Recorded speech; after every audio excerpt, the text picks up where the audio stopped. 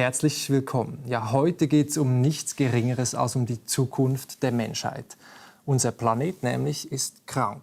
Die Temperatur steigt und die Umweltzerstörung nimmt ihren Lauf. Mein heutiger Gast fordert darum eine radikale Kehrtwende, und zwar sofort. Graeme Maxton ist Ökonom und war bis vor kurzem Generalsekretär des Club of Rome, der sich seit 50 Jahren um die Zukunft der Menschheit sorgt. Herzlich willkommen, Herr Maxton. Vielen Dank. Ja, wenn wir so weitermachen, dann wird die Erde bald 2 Grad wärmer sein als vor der Industrialisierung. Und dann, sagen Sie, haben wir ein echtes Problem. Inwiefern hängt denn das Überleben der Menschheit von 2 Grad Celsius ab? Yeah, I mean, I will speak to you in English. We're probably about 15 years away from reaching that 2-degree point where the level of gases in the atmosphere will make an increase of 2 degrees inevitable. It won't happen in 15 years because the system has delays in it. It takes a long time for the atmospheric system to react. But we have about 15 years, and if we are stupid enough to reach that that border, then we kick off a chain reaction, which would mean that the Arctic ice would melt faster and turn to water, which reflects more, absorbs more heat from the sun. It reflects, ice reflects the heat and water absorbs it, so that it speeds up the process. It would mean that the permafrost in Siberia and Canada would melt and release all the CO2 and methane that's under that. It would mean that much of the rainforest would die, and as the trees decay, then they would release CO2. So it would kick off a chain reaction, which would mean that we would reach 3 degrees, 4 degrees, 5 degrees. All that would take centuries, but it would mean that the planet would go back to a time where most life is almost impossible. Deswegen hat man 2015 in Paris sich auch auf ein ambitioniertes Ziel geeinigt, nämlich auf diese 1,5 Grad. Und gerade letzte Woche ist ein Sonderbericht erschienen des Weltklimarats, der zeigt, welche Folgen das hätte. Und wir schauen uns dazu kurz einen Beitrag aus der Tagesschau an. Die Konsequenzen der Erderwärmung. Sie sind bereits sichtbar. Extreme Wettersituationen mit langen Hitzeperioden und extremer Trockenheit sind nur ein Beispiel dafür. In ihrem Sonderbericht zeigen die Klimaforscher auf, welche Szenarien bei einer Erwärmung um 1,5 bzw. 2 Grad eintreten könnten. Fazit: ein halbes Grad Unterschied mache sehr wohl etwas aus. Das heißt zum Beispiel konkret, dass wir weniger Starkniederschlagsereignisse haben, dass wir weniger Überschwemmungen haben. Das heißt auch, dass in gewissen Bereichen die Dürrenperioden weniger häufig und auch weniger intensiv ausfallen. Um nur ein Beispiel zu nennen, es bedeutet aber auch, dass beispielsweise gewisse Ökosysteme wie Korallenriffe eben vielleicht teilweise gerettet werden könnten, die sonst dem Untergang geweiht sind, wenn die globale Erwärmung bis 2 Grad ansteigt. Um das 1,5 Grad Ziel noch zu erreichen, brauche es aber die notwendigen Anstrengungen.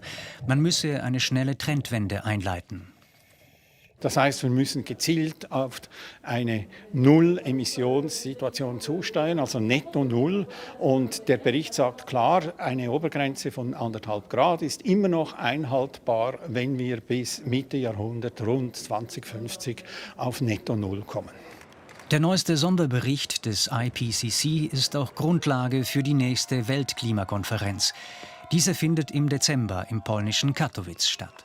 Ja, hört man bis zur Mitte des Jahrhunderts. Sie sprechen von 15 oder 20 Jahren. Was ist jetzt richtig? Both are right. And what I'm saying is exactly the same thing. That if we start today and we begin to reduce our emissions in a regular quantity every year, then we can make it last for 30 years. We can reduce by 3% a year every year, and by 2050 we can be at zero. So I've said this as well. But I think what is not clear is what that actually means. Today, the level of emissions is tied to the amount of energy we use, which is tied directly to the size of the economy. Now, the two go absolutely in parallel. If we want to reduce emissions by 3% next year, which is what we need to do, and then 3% the next year and 3% the next year, so in 3 years, almost 10%, that means that the economy has to be 10% smaller unless we can decouple the economy, which we've not been able to do so far. So it actually means that we have to make a very radical change in how we live if we're to meet that goal. It's not saying that we can wait till 2049 and then change everything. We have to start doing it now. And the longer we wait, the worse it'll be. Genau. Also es geht darum, das Schlimmste zu verhindern. Deswegen fordern Sie in Ihrem neuen Buch auch einen radikalen Wechsel. Sie sagen, die Party ist vorbei. Wir brauchen eine radikale Umformung unseres Wirtschaftssystems, unserer Werte. Und da sprechen Sie auch für den Club of Rome, der das seit 50 Jahren eigentlich sagt und das Wachstum kritisiert. 1972 kam ein Bericht des Club of Rome, die Grenzen des Wachstums. Ja. Hauptaussage war, ein grenzenloses Wachstum ist unter begrenzten Ressourcen nicht möglich. Und die Prognose war, dass unser Wirtschaftssystem in der Mitte des 21. Jahrhunderts zusammenbrechen wird. Hatten die recht damals? I don't want to say that they did, but they did, because it's a tragic story. Limits to growth was basically correct. I mean, I should make it clear that the limits to growth was not a forecast, it was not a prediction, it was a series of scenarios which examined what would happen if we did not change. And it said that if we did not change in terms of the volume of resources we were using, or the growth of the population, or the growth of the economy, then by around 2030, 2040, the system would collapse.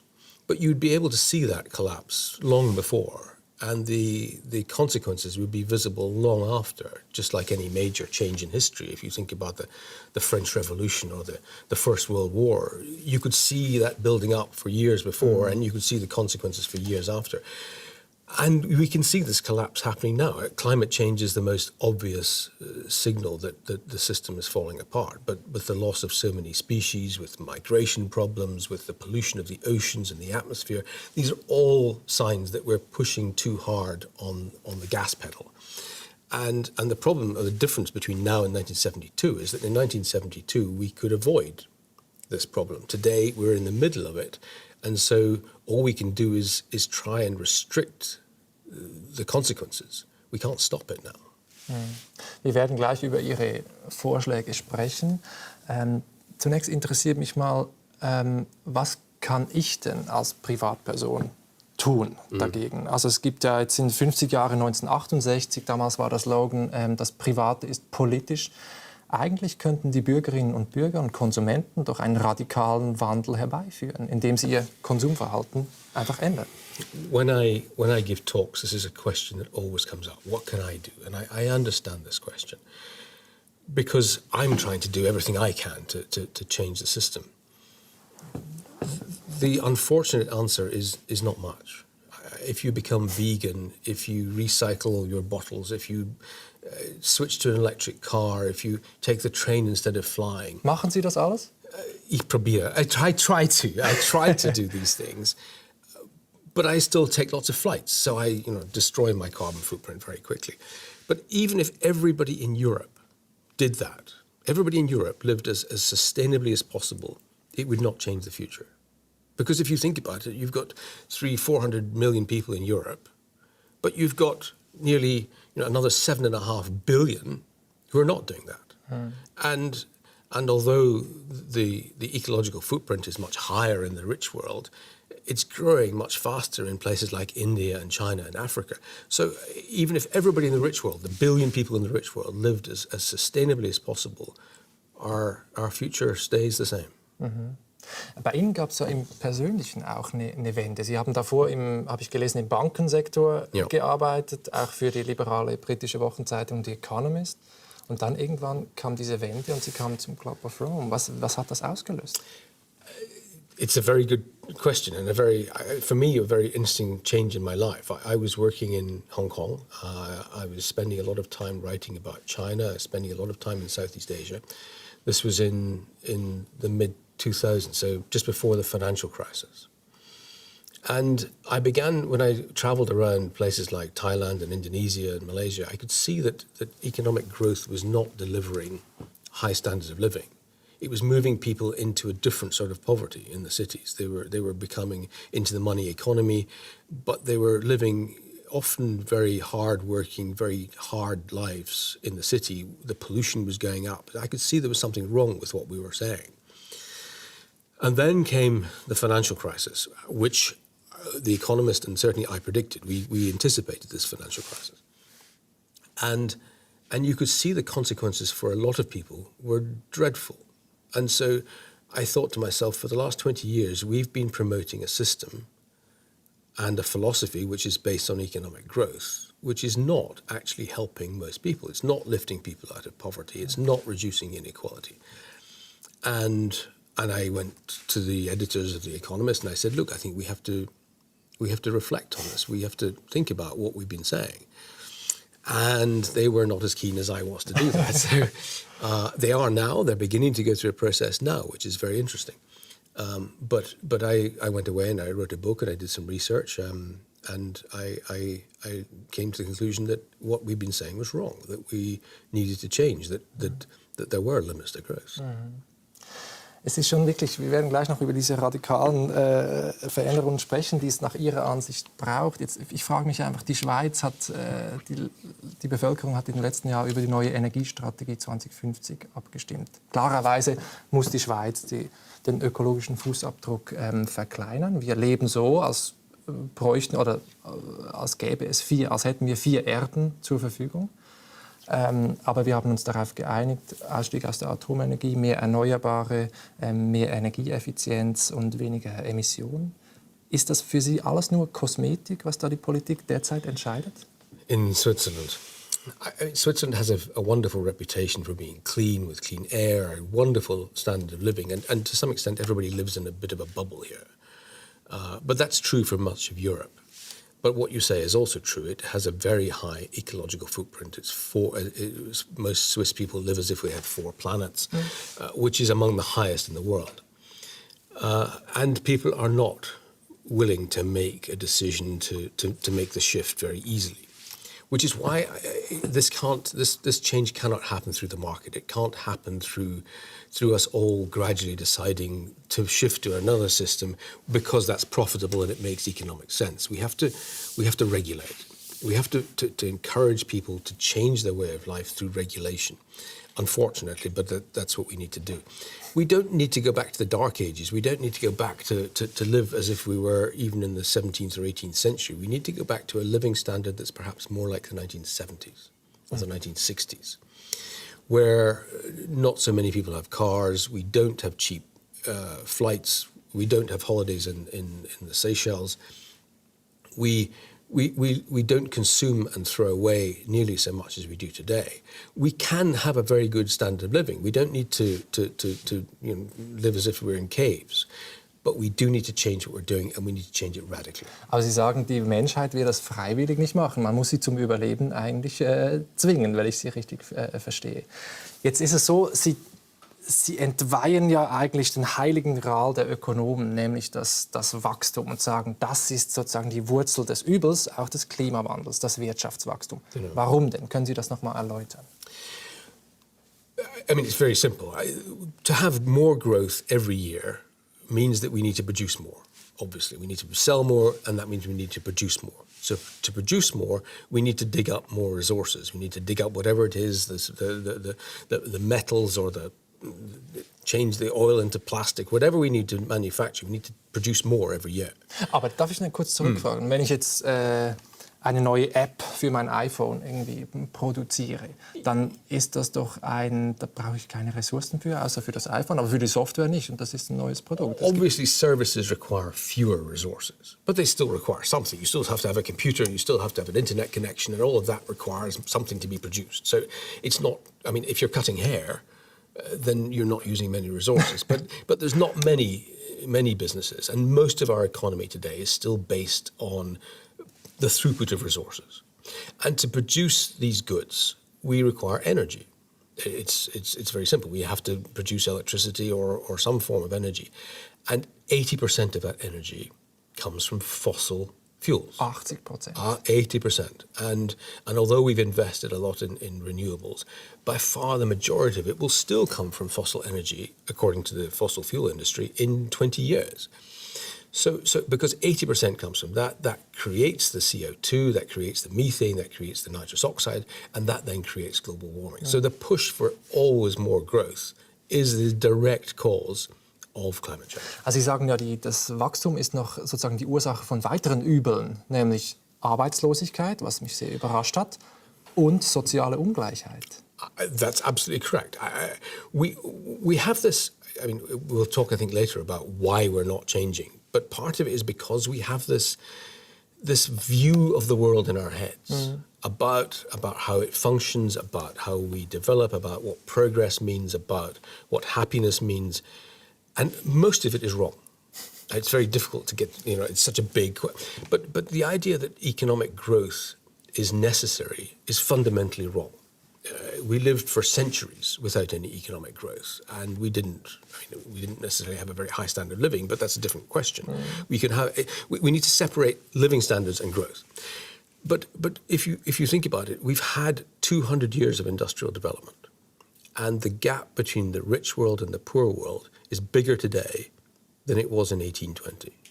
And the gap between the rich and the poor in Europe is bigger today than it was in 1914, so before the First World War. So all this economic growth has not reduced inequality. It has not reduced the gap between rich and poor. It's increased it because, as Thomas Piketty said in his famous book a few years ago, Capital in the 21st Century, the entire system rewards the rich. The money flows upwards. It doesn't come down into the pockets of the poor. It flows upwards into the pockets of the rich. And we believe the opposite because we're told the opposite. And the same is true with unemployment. If you look at the rich world since 1990, we've had some of the fastest growth in human history. And yet the unemployment has gone up. Wir haben mit jemandem gesprochen im Vorfeld dieser Sendung, der das ganz anders sieht, und zwar mit Samuel Rutz vom Schweizer Think Tank Avenir Wissen. Wir hören uns das kurz an. Heute gibt es in der Ökonomie eigentlich einen weitgehenden Konsens, dass Wirtschaftswachstum ab einem gewissen Grad die Arbeitslosigkeit reduziert und nicht umgekehrt. Es gibt sogar einen Namen für diesen Zusammenhang, das ist das sogenannte Okunsche Gesetz. Es ist wahrscheinlich weniger ein Gesetz als einfach ein stabiler empirischer Zusammenhang, den man seit Jahren beobachten kann. Gerade auch heute sieht man das ja wieder in Europa. In den letzten Jahren hat das Wachstum etwas zugenommen und jetzt reagiert auch die Arbeitslosigkeit, sie geht zurück. Jetzt behauptet Graeme Maxton noch, dass das Wirtschaftswachstum die Ungleichheit verschärft oder erhöht. Wie sehen Sie das? Über diese Frage wird bei den Ökonomen schon seit Hunderten von Jahren eigentlich darüber diskutiert, wie der Zusammenhang zwischen Wachstum und Gleichheit oder eben Verteilung ist. So Mitte des 20. Jahrhunderts konnte man das eben auch empirisch überprüfen. Auch da gibt es dann einen Ökonom, der sich einen Namen gemacht hat. Das ist der Herr Kuznets. Nach dem wurde die Kuznets-Kurve benannt.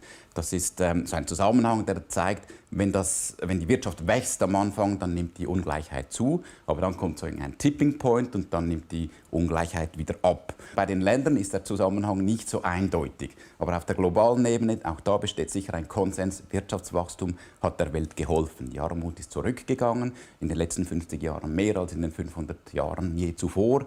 Und es ist nicht nur materiell, dass es den Leuten besser geht, sondern das zeigt sich auch an anderen Indikatoren wie der Kindersterblichkeit, wie die Leute werden älter, also die Lebenserwartung steigt, die Hungertoten nehmen ab und so weiter.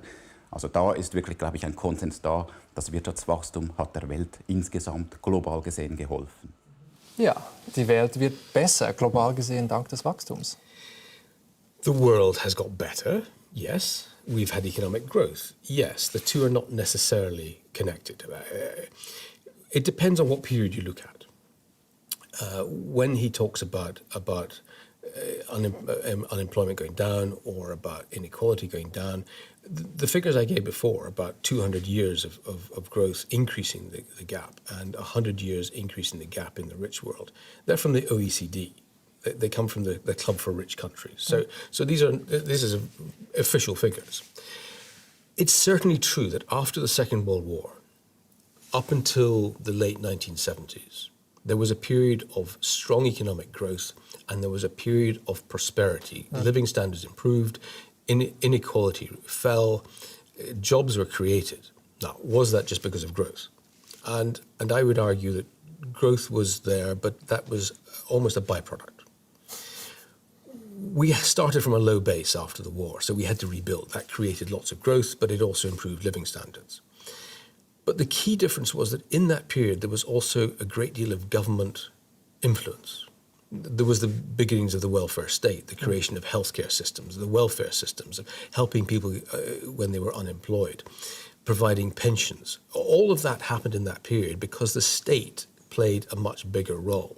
Now, at the end of the 1970s, the neoliberals began to take more say, and then at the end of the 1980s, the only competing system, the communist system in the Soviet Union, began to collapse. And so since then, we've seen a much stronger form of neoliberal economics, and that's pushing things back in the other direction, and so the inequality is rising again. Jetzt ist für mich die Frage, ob man das Kind gleich mit dem Bade ausschütten muss oder ob es Formen des Wachstums gibt, die nachhaltig sind, grünes Wachstum. Und auch darüber habe ich noch mal mit Samuel Rutz gesprochen. Wir hören uns das kurz an. Wenn wir von Wachstum sprechen, dann meinen wir am Schluss immer Innovationen, technischer Fortschritt. Also es geht ja nicht darum, dass da irgendwelche Zahlen einfach aus dem Hut gezaubert werden, sondern dahinter stehen Innovationen, technischer Fortschritt. Das ist ganz wichtig. Jetzt, wenn man den Klimawandel anschaut, finde ich das eigentlich faszinierend, dass zum Beispiel, wenn wir die Schweiz nehmen, dieser Prozess längst auch eingesetzt hat. Also seit den 80er Jahren sind die Emissionen in der Schweiz konstant. Das reicht natürlich jetzt nicht, um irgendwelche Klimaziele zu erreichen, wie man es in Paris gesetzt hat, aber immerhin, man sieht, dass sich die Emissionen vom Wirtschaftswachstum entkoppelt haben zu einem gewissen Teil. Und das wäre ohne Wirtschaftswachstum nie möglich gewesen. Und nochmals, es geht um die Innovationen, die dahinter stehen. Nicht um das Wachstum an sich, sondern das, was Wachstum eben am Schluss verkörpert. Innovationen, technischer Fortschritt. Und in dem Sinn, glaube ich, kann man wirklich sagen, dass eben das Wirtschaftswachstum nicht in dem Sinn der Sünder ist, sondern es ist Teil dieser Lösung, dass man irgendwo einbeziehen muss, wenn man das Klima retten will, sozusagen. Ja, was ist denn mit Wachstum, das durch grüne, nachhaltige Technologien und Innovationen erzeugt wird? Okay, I mean, there's several interesting questions here. One, do we need growth at all? Secondly, is there technological solutions or is green growth a solution? If you take the GDP of the rich world and divide it by the population, there is easily enough wealth and income and work for everyone. It doesn't need to grow. It's simply the problem is that it's badly divided, that it's unevenly distributed. So there are poor people and there are rich people. But if you could take the system and simply divide it by the population, everybody could live perfectly well. So you don't need this growth. So that's first of all a fantasy. But the other fantasy is that we can solve this problem within the existing system. This whole push for green growth, for sustainable business, is complete nonsense. I mean, it's a popular message because it suits the narrative, that people think they don't have to change so much, that we can find a way of just tweaking the system a little bit and everything will be okay. But the entire system depends on growth and resources, and it depends on making a profit in every stage of the process, which increases the inequality. But the whole thing is driven by this need to grow more. And even if you call it green, you're still doing the same thing. You still have to have all that energy which creates the emissions. We need to get off this idea that there's any fix within the system. There's no market-based solution to this because there's no profit in fixing climate change. Aber es kommt darauf an, wie diese Energie erzeugt wird. Also mit nachhaltigen Lösungen und so weiter, erneuerbaren Energien, dann wäre Wachstum kein Problem mehr. Well, it's not just, I mean, first of all, let's deal with the energy problem. Yes, it depends how we generate the energy. But first of all, it's going to take us a long time to convert everything to solar or wind or nuclear or whatever is not going to create these emissions. That will cost a great deal of money. In the meantime, you've got the oil industry still investing every year. Last year, we had 70 gigawatts of new fossil energy. And 40 gigawatts of that was coal. So we're still increasing the amount of investment in old energy, and that's making the problem worse. But secondly, even if we have a completely renewable energy system, how do you make the solar panels? How do you make the windmills? When you make the cars, you have to have the batteries in them, and they're from pretty nasty metals, which are in limited supplies. You still have the factories which require the energy. There's still 100 ways that we're using resources and energy, which we can't do in the long term. We have to find a way to wean ourselves off. Genau, deswegen sagen Sie jetzt auch, es braucht einen Systemwechsel und es braucht Verbote Bestrafungen oder zumindest Besteuerungen auf alles, was der Umwelt und dem Klima schadet. Wollen Sie konkret das Fliegen oder das Autofahren verbieten? Slowly, yes. I mean, I know that's a shocking thing to say when people want to go away for the weekend to Barcelona or Rome for 100 francs, and they can do that today. But it doesn't make any sense for the environment. When you say, you know, I want to change the system, yes and no. I want to see a different economic system. But now is not the time to think about what a better economic system looks like. Now is not the time to think about a sustainable economic system. That will take maybe decades or generations to come up. We need something like a new enlightenment to rethink our entire social system. In the meantime, what we must do is stop polluting the atmosphere, stop damaging the planet. And that means we have to stop doing the things that are creating the damage. We have to stop burning coal. We have to stop using oil. We have to stop using gas as fast as possible. Now, we have 20 years, maybe, but the faster we do it, the easier it'll be. And we still then have a very high chance of getting ourselves into trouble. But it's not just that. We have to stop driving cars. We have to stop taking flights. We have to stop using ships. All those things are creating the problem. Now, everybody will look at this and go, this is madness. And it is, the longer we wait, because then the more radical it has to be. But it's a bit like, you know, a doctor says to you, you know, you've got lung cancer and you should stop smoking. And you say, well, I can't do that. It's too inconvenient. You have to stop. Yeah. And it's the same with this. We have to stop and we have to find a way to make that possible. And so the people who depend on the auto industry or who work in the aviation industry, we have to find a way to help these people so that they don't personally suffer, but that they stop what they're doing. Also Sie machen ja in Ihren Büchern ganz konkrete Vorschläge. Zum Beispiel sagen Sie, jeder darf nur noch jährlich 1000 Kilometer fliegen, zum Beispiel. Mit dem Autofahren sind es 3000 Kilometer. Dann fordern Sie einen internationalen Strafgerichtshof, an dem man dann Manager oder Eigentümer von Firmen anklagt, die umweltschädigend sind. Das klingt für mich nach einer Ökodiktatur, würde ich mal sagen. Und die Frage ist, also ich meine, das kann man ja behaupten, aber die Frage ist, wie will man das umsetzen? Yeah, I'm not saying this is easy. I know this is a very difficult. We are up against a wall here. We are up against a situation where it's almost like we have to adopt like a war mentality. It's like we have to make a big change in our economy in a very short time because it's an emergency. So wie ein Notstand. Exactly. It's like a Notstand. We have to make a lot of changes, even though that is difficult. If you think about even what we heard about that IPCC report, 35% reduction in emissions by 2030, 80% by 2040. That means we have to stop doing what we're doing. And I understand that's difficult. If we do it now, then we can do it 3% a year. 3% sounds manageable. But it's still 35% fewer cars, 35% fewer flights, 35% fewer ships in 10 years. That's a huge change. But the choice is continuing as we are, or you put into question the entire future existence of humanity. I mean, it's that big a question. It won't affect you or your children. I mean, your children, your grandchildren will have a pretty unpleasant life. But it means that within decades, I mean, if you look at just around the Mediterranean, I mean, you're looking at 20 or 30 years before it's going to be impossible to live there. I mean, there will be no water. You won't be able to grow crops. People will have to move away from Greece, from parts of southern Italy, from southern Portugal. This is not just in Bangladesh. This is going to be affecting us in Europe. Ja, wenn man Ihre Bücher liest, dann wird einem das so ein bisschen klar und dann versteht man vielleicht auch, warum Sie so radikale Vorschläge machen. Also der eine ist ja in diesem Buch, in Ihrem letzten Buch, 1% ist genug, zusammen mit Jürgen Randers, stellvertretender Generaldirektor des WWF, schlagen Sie so etwas wie eine Ein-Kind-Politik vor für Industrieländer. Also Sie sagen $80.000 Verzichtsprämie für Frauen mit 50, die kein Kind oder bloß ein Kind haben. Braucht es wirklich solch radikale Eingriffe in unsere Freiheit? I regret that we wrote that because it's created such a big backlash, particularly in the German-speaking world.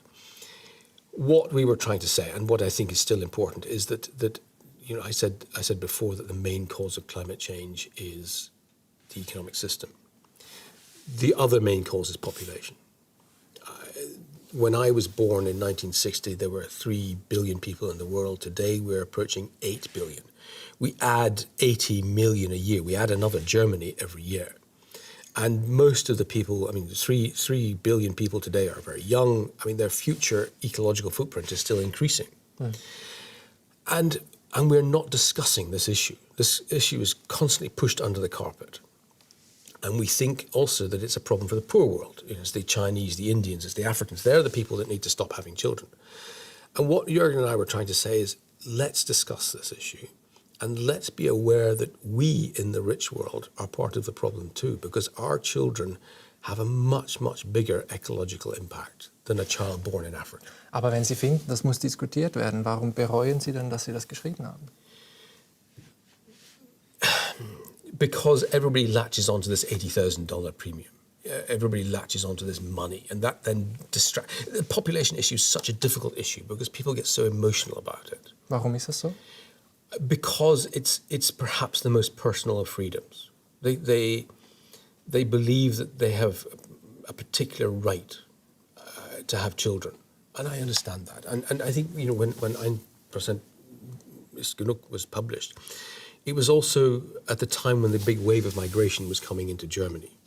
And people in Germany were saying to themselves, what does it mean to be German? What happens when our population shrinks and the migrants increase? What does it mean to be? And it hit at a very raw nerve. And I think that also made it very emotional.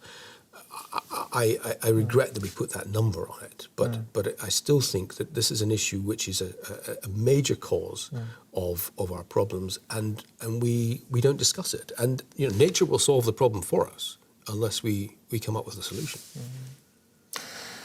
In Ihrem Buch schlagen Sie auch ein Amt für einen geordneten Übergang vor, schreiben Sie, also wo wir jetzt sozusagen diesen Systemwechsel vornehmen können. Und darin gibt es auch ein Amt für die Medien und für deren Aufsicht. Wollen Sie auch die Pressefreiheit abschaffen? I said before that we need to think about this in a different way, as if we were approaching a war situation, and that requires a different approach.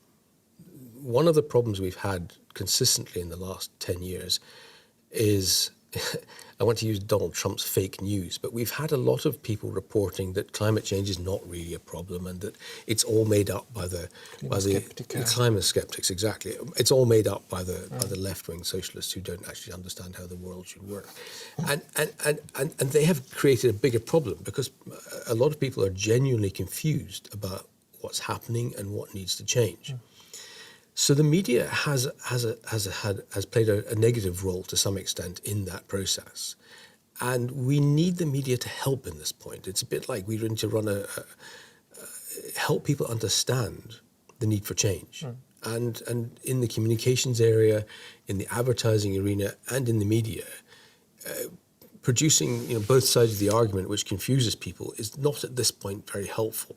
Aber ich meine, das eine ist zu sagen, was die Leitmedien berichten sollten, das andere ist, Stimmen zu verbieten, natürlich. Und da wäre ich jetzt skeptisch. Ich möchte mit Ihnen noch darüber sprechen, wie teuer das Ganze eigentlich wird und wer das bezahlen soll, weil da haben Sie ja auch ganz konkrete Vorschläge. To some extent, it does not matter. I mean, it really doesn't matter what it costs because money is just an invention. I mean, it's just numbers on computers. Money doesn't actually exist. I mean, it's just something we've invented, and we get very worked up about it. And when the banking system went into crisis in 2008, I mean, even today, the central banks around the world are still printing money. Not in the US, but certainly in Europe and Japan and in England, they're still printing money to try and keep the economy going and keep the banking sector going. They printed trillions of dollars and trillions of francs. So they can print money when they want to save the banking sector. We can print money to save the planet. So the money thing does. But what would it cost? Okay, what would it cost? So to convert the energy system over the next 20 years might cost maybe 10 to 15% of GDP. It's not a huge amount of money. If you divide it over 15 to 20 years, 1% more each year, which is where our 1% came from before, we can begin to shift the economy in the right direction without spending a huge amount of money. But that doesn't account for all the resources that are left in the ground, the so-called stranded assets, all the oil that cannot be dug up, the coal that has to stay there, the gas. So all these companies would get themselves into deep financial trouble. It doesn't account for the compensation that has to be given for all the people that would lose their jobs. It doesn't account for all the people in the auto industry or the aviation industry that would have it. So all of that together, you're looking at probably 30 or 40% of world GDP, plus a reduction in world GDP. It's a huge cost, but we can spread it over 20 years. If we wait 10 years, we'll have to do it much faster. Sie sagen ja auch, die Besteuerung spielt einen ganz zentralen eine Rolle. Also man sollte eben die richtigen Dinge besteuern, sagen Sie. Nicht die Arbeit, sondern Rohstoffe, Emissionen, Müll, Abfall. Man sollte die Reichen besteuern, 100% Erbschaftssteuer und so weiter. Reduktion der Arbeitszeit fordern Sie auch. Alle diese Vorschläge, die müssten ja global durchgesetzt werden, weil das Klimaproblem ist kein nationales Problem, sondern ein globales Problem. Da stellt sich für mich die Frage, wer setzt das durch oder wer geht als Vorbild voran? Und da hat mich überrascht zu lesen, dass Sie die Hoffnung setzen auf China, auf den Papst und aufs Militär. Not just, Nick, no. Okay, so we don't have a global government to bring this into. Let me say again, I have not said at any point this is easy. I am saying that this is the only way that I can see. And to be honest, my hope is very small that this will happen. I do not feel very optimistic about where we're going. But it's quite clear we don't have global government. The UN is not in the role to do that. I do a lot of work with the UN. They feel as powerless as most of us. So where do you begin? You begin with the people who understand the problem best. Now, in my experience, the German-speaking world is well-educated, is environmentally aware, has a history of acting together for the good of all. And so that's a good place to begin. The Germany, Austria, parts of Switzerland, maybe Scandinavia. These countries understand the problems and have potentially the ability to set an example to others. Now, the reason I say China is because Xi Jinping has specifically set a goal to become an ecological civilization. Now, the Chinese are the world's biggest polluter, but they are also investing more in renewable energy than all the rest of the world put together. Prozentual oder absolut? Absolute. And they invested more last year than America has in 50 years. So the Chinese, they may be creating a lot of pollution, but they're very serious about changing. They see the problem better than most. And because they don't have to worry about democracy, they can implement their changes much more easily. So you mentioned the Pope. Pope Francis has been particularly outspoken against the problems of the economic system, and the whole Laudato Si paper that was produced a few years ago was incredibly accurate in what he was talking about climate change. The military, the German military, the American military, they understand incredibly well the danger, the security danger of climate change, the migration risks.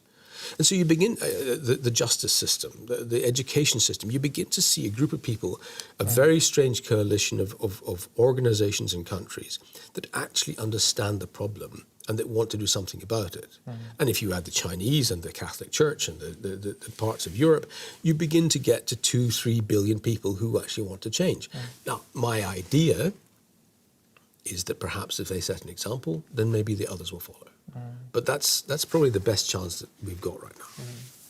Aber leider geht es im Moment halt nicht voran. Ich möchte mit Ihnen jetzt darüber sprechen, woran das liegen könnte. Und Adrian Brücker, ein Verhaltensforscher aus der Uni Bern, schreibt, Menschen sind dann zum Handeln bereit, wenn sie sich von einem Problem betroffen fühlen und glauben, etwas dagegen tun zu können. Und beides ist beim Klimawandel eben nicht oder nur bedingt gegeben. Was tut man jetzt dagegen? He is absolutely right, and this is one of the biggest problems, that for most people, I read in the summer in Switzerland, I mean, in 20 Minuten, or if you go to Austria in heute, they talk about a lovely sunbathing weather. And so people don't realise that 2 degrees actually takes the planet back 10 million years. It seems like it's a small change. They don't understand that the weather we're seeing today is not because of the emissions that we produced a week ago, but the emissions we produced 15 years ago. And so what will happen in the next 15 years is that no matter what we do, it will get worse. And the risk is that when we are all absolutely clear, when we all experience like that fire in Greece or the storm in Hong Kong or a few weeks ago, which was the worst storm ever, when we all experience that and we're all absolutely clear, it's too late. Das heißt, es braucht den Leidensdruck, es braucht Katastrophen, Dürren, Überschwemmungen, Stürme, damit wir handeln. Ansonsten ist das Problem irgendwie, diese Verzögerung ist zu langsam, die ganzen Zeithorizonte sind zu weit für unseren menschlichen Verstand. Verstehe ich das richtig? I mean, one of the biggest reasons that we're not changing is because we don't understand what's called the feedback loops in the atmosphere. I mean, the scientists do.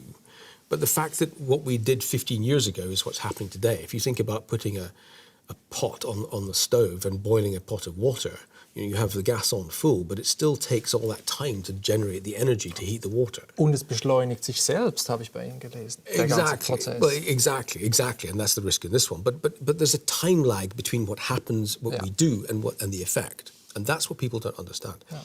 Now, it's extremely difficult to get people to understand that, and it's extremely difficult, therefore, to make this change, and that's why my proposal is that we bring together those that do understand that. What makes me hopeful is that there are more people every day that see the risk. That report a few weeks ago from South Korea, from the IPCC, that created a huge amount of media coverage, and so more people understand the risk. We're moving in the right direction, but we're still moving too slowly, unfortunately. Dann gibt es noch dieses Problem mit der Verantwortungsdiffusion, dass jeder von uns verantwortlich ist, bis zu einem gewissen Grad. Aber jeder hat das Gefühl, das ist ein Tropfen auf den heißen Stein. Und ich möchte nicht mit der Veränderung anfangen, andere sollen das tun. Wie löst man diese Probleme? Was sind für Sie so die wichtigsten? I mean, this whole idea that we can change the world as consumers is just nonsense. Or that we're the source of the problem is also wrong. You didn't make decisions to build coal power stations, and neither did I. And this is why you mentioned earlier on about having some sort of international court of justice. Yeah. There are people who are responsible for this. There are people who have made decisions, politicians or people in the oil, coal and gas industry, who have invested in this, knowing that this problem would happen. The oil industry has known about climate change for more than 20 years. Mm. And they have continued to invest in that. Now, to me, they need to be held accountable for the problem. And they are the solution. I mean, it's them stopping what they're doing. What you and I do is going to change nothing. Mm. We need to stop the source, and that means we have to stop these industries. Für mich ist einfach die Frage, welche Strategie man wählt. Macht man auf Panikmache, wie der Club of Rome schon seit 50 Jahren macht, oder versucht man es mit moderaten Geschichten zu machen, mit Erfolgsgeschichten? Mich würde auch interessieren, wie das für Sie ist. Sie schreiben an einer Stelle, die große Herausforderung wird mentaler Natur sein, das heißt im Kopf. Wir dürfen den Optimismus und den Mut nicht verlieren. Was machen Sie persönlich gegen diese Verzweiflung angesichts dieser Tatsache? That's a good question. It's, I sort of wake up some days and I think, oh, it's too late, I can't do anything. And some days I wake up and I think, okay, I have to keep going. Okay. This is honestly very difficult for not just me, but many of the Club of Rome members who've worked in this area for a long time, who feel emotionally attached to it, who want to do the right thing for the planet and for humanity. And I mean, after the Limits to Growth was published, I mean, the authors were mocked, they were laughed at, and yet they were right. It is extremely difficult to feel optimistic some days, but as Margaret Thatcher might have said in a different way, there is no alternative. We have to find a way to solve this problem. We have to move forward. And I don't buy into this idea that we have to have a positive narrative, an optimistic way. This is Warum nicht? It's a very, I think, a very American way of thinking about things, that we have to have a happy Hollywood ending. We have to be realistic. Life in the next 20 years is going to be difficult. It's not going to be easy. It's not going to be, living standards are not going to be higher. Wages are not going to be higher. We're going to have to make some very difficult decisions, and the climate is going to get scarier. And to pretend that it's all going to be a fluffy pink future is not helpful. Because then all you can do is build up disappointment. Now, I accept that just making people scared doesn't help either, but we need to be realistic. Man muss doch die Leute irgendwie zum Handeln bringen, egal wie, würde ich jetzt sagen. Wenn die Situation so zum Schlimmsten bestellt ist und jemand, der mehr Hoffnung verbreitet als Angst derzeit oder seit 2-3 Jahren, ist Al Gore, der ehemalige US-Vizepräsident, Friedensnobelpreisträger. Und ich konnte vor einem Jahr mit ihm sprechen. Er ist sehr zuversichtlich, dass wir das schaffen, und zwar aufgrund von Technologien, die immer günstiger und besser werden. Wir schauen uns ganz kurz einen Ausschnitt an. Ein berühmter Ökonom, der verstorbene Rudi Dornbusch, sagte einmal: Bis etwas passiert, geht es länger, als man denkt. Dann aber passiert es viel schneller, als man es für möglich gehalten hätte. Und diese Art von exponentieller Veränderung, wir kennen das aus dem Bereich der Technologie mit dem Mooreschen Gesetz, Mobiltelefonen und vielen anderen Geräten. Es ist sehr spannend, dass dieses gleiche Muster jetzt bei erneuerbaren Energien auftaucht, bei der LED-Beleuchtung, bei Elektrofahrzeugen, Batterien, bei Tausenden neuer Technologien. Die Welt befindet sich gerade im frühen Stadium einer globalen Nachhaltigkeitsrevolution, ermöglicht durch digitale Werkzeuge wie die künstliche Intelligenz, das Internet der Dinge. Sie hat den Umfang der industriellen Revolution, aber mit der Geschwindigkeit der digitalen Revolution. Sie ist eine Realität in unserem Leben und wir sollten sie als Basis für echte Hoffnung wahrnehmen. Wir können das lösen. Wir werden es lösen. Die entscheidende Frage ist, wie schnell wir sie lösen werden und dass wir darauf vertrauen können, den Point of No Return nicht zu überschreiten. Ist das naiv? That is the voice of the English-speaking world. We don't go into war saying, how can we make a profit? And that's what he's doing. How can we make a profit out of this? If I give a speech, if any of my colleagues give a speech in the United States, the only way that anybody will listen is if you present a business case. Here's the answer, and you can make a profit. Otherwise, nobody listens to you, and that's what he's doing. I mean, yes, technology can help. Yes, we can make a profit. Yes, we can build renewable energy and some of that. But there's no profit in moving a city. There's no profit in building higher sea walls. There's no profit in dealing with the insect infestations or the poverty that's going to be spread across Africa. There's 100 ways that this is not going to make a profit. There are 2%.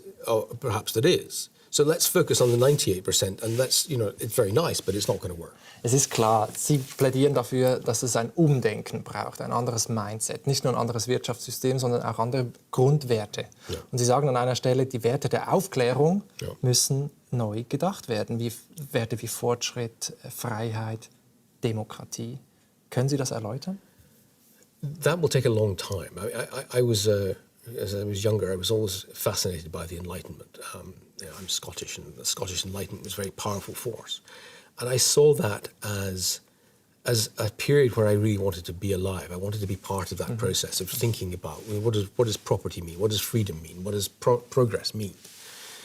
And now I realise that actually, I don't want to describe that as a wrong turning, but a lot of the consequences that we have today, the economic system, our view of nature, our values in terms of property and price, and a lot of those stem from that period. Ähnlich wie das die Frankfurter Schule behauptet mit der Dialektik der Aufklärung. Adorno exactly. So it's brought us here, and it's not a good place. It's taking us in a bad direction now. So I think we need to re-examine our values. What does progress mean It's not economic growth. It's not GDP increasing. It's surely about improving human welfare. It's about living better lives. It's about making more discovery. It's about improving life expectancy and life quality, I imagine. It's about thinking long term. It's about living in balance with nature. It's freedom is not about extreme individualism. It's not about me being selfish. It's not about competition. We need to have a cooperative society. So I think we need to re-examine a lot of our core values. Democracy too. We have this. It's a zeitgeist that everybody says we must have democracy. One of Jürgen Randers loves to say that at some point in the next 20 years, the people of Europe are going to ask themselves why China has grown faster for 50 years and achieved more for more people in 50 years than Europe.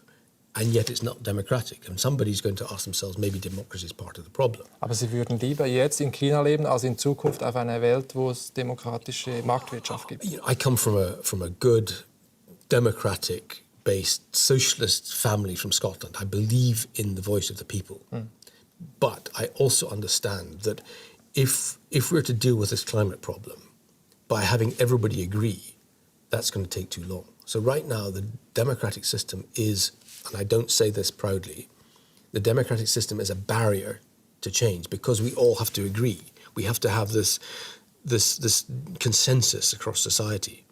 And when people don't understand this issue, that's very difficult to achieve. So I think we need to think about how, I'm not suggesting we have a dictatorship. We need a group of people who are almost like technocrats to make the change that's necessary. That's in the interests, in the interests of everybody. Now, I understand there are huge risks. Das haben viele Diktatoren schon behauptet, of dass course. Sie das machen. Das wissen Sie. They start with that, but we have to start somewhere, but that moves away from the question. The question is that we need to rethink a lot of our basic values. Now that will take the Enlightenment to many decades. And it will take many decades, which is why I say there are two steps to the process. The first thing is to stop the damage. And the second thing is to begin to think about how to move ahead. Wie sollten wir dann, nehmen wir das Beispiel der Freiheit, das jetzt als individuelle Freiheit verstanden wird, mit katastrophalen Folgen in der Zukunft für unsere Enkel. Yeah, Wie sollten wir Freiheit verstehen? Well, I mean, if you go back to Immanuel Kant or you go back to John Stuart Mill, they defined freedom completely differently. I mean, freedom is the right to say and do what you like, as long as it does not hurt other people. It's about a freedom of thinking and expression and moving ideas forward. It's not about being as selfish as you possibly can and not caring about your consequences on society. So, Aber das Problem ist, dass diese Betroffenen ja irgendwie noch keine Stimme haben, die von unseren jetzigen Handlungen betroffen sind, nämlich die sind in der Zukunft.